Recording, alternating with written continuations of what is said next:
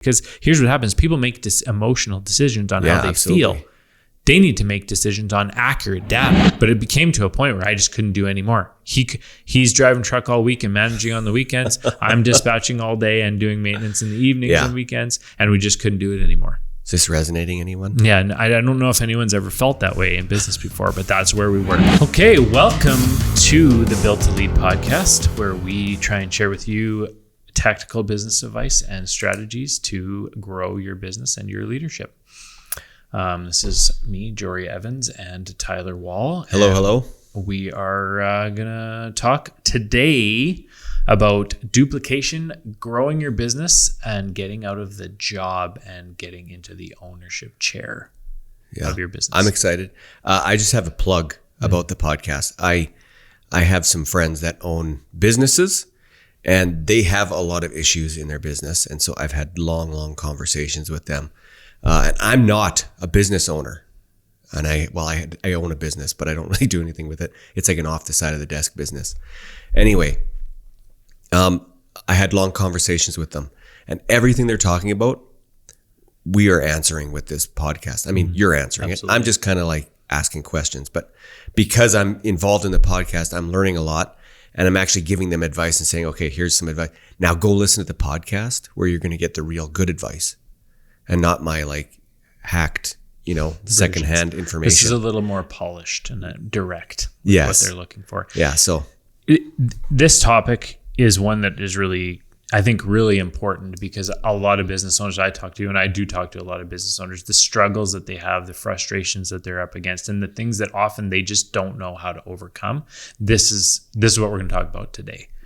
There's a lot of small businesses, solopreneurs, businesses that are like sub $1 million revenue, or 1-2 employees, or just one guy, that they're frustrated. They don't know how to overcome the next step.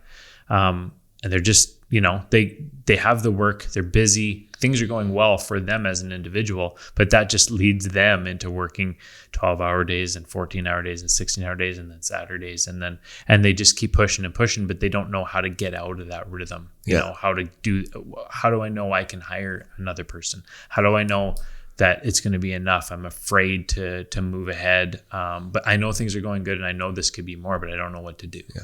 It's almost like a good problem. They're like, they get into the business because they're like, oh, I see that there's a gap here. Their instincts are right. And then they're successful. And they're like, oh, I'm successful. This is amazing. Yeah. And I started this business and I knew it was a good idea, but now what? Yeah.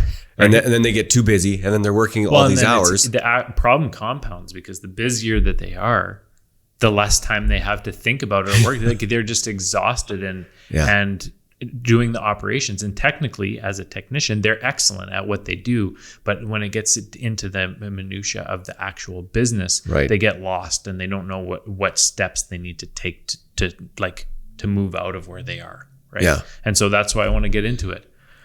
So the what is duplication, growing your business, and getting out of the job and into an owner chair. The question I most often get, the one that we're trying to answer today, is how do I stop working in the business and start working on the business? Right.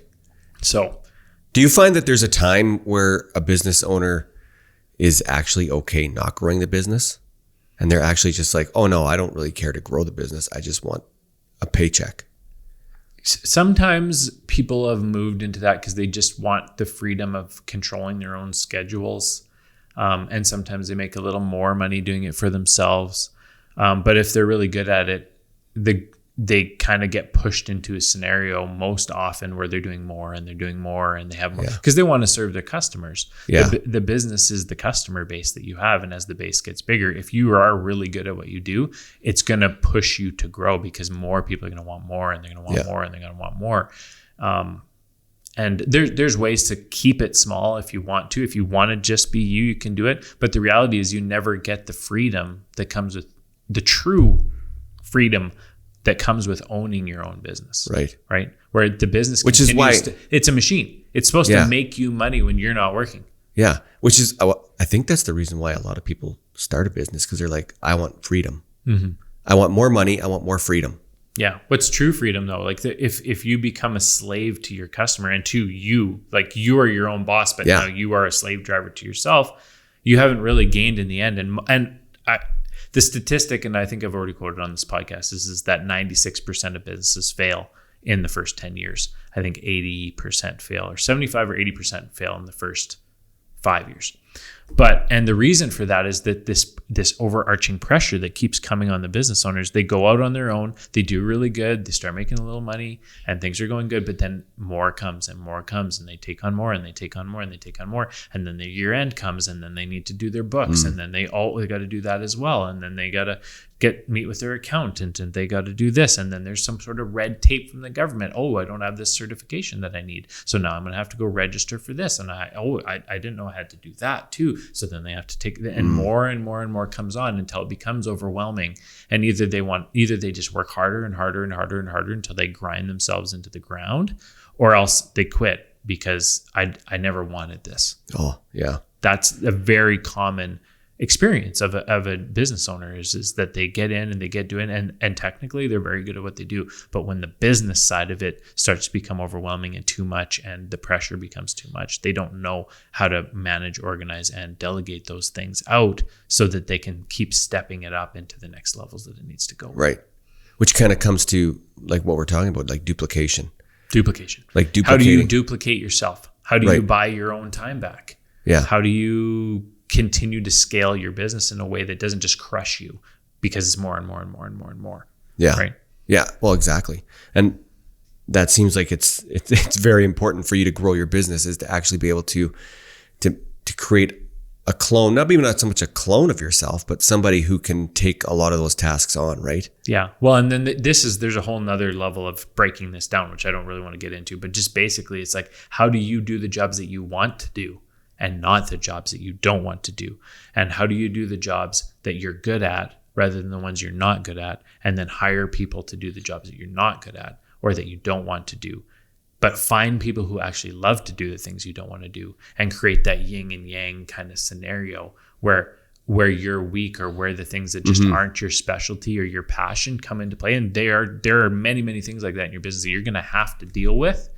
But there's people that like doing those things. Can be hard to believe because you don't necessarily relate with those people, but when you find those people and you add them into your organization, it's like heaven on earth, because the things that you hate doing, they love doing, and it clicks together and things just function and work well. Yeah. Right?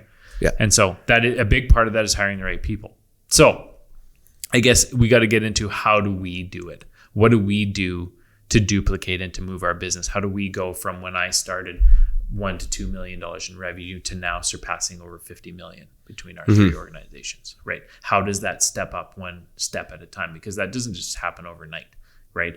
You don't have 3 people and then have 120 people, right? It takes, I had to, like, for 2 decades, I've had to learn all of these skills of how to build teams, how to find the right people, how to take the emotions out of things that require data and quantification, and really get this all figured out, organized and systematized in a way that doesn't just crush me. Because as you step up each stage, you get to a point where the business is crushing you as the leader, as the owner. Right. And you have to figure out how to get out from under that crushing thing and fix the problem.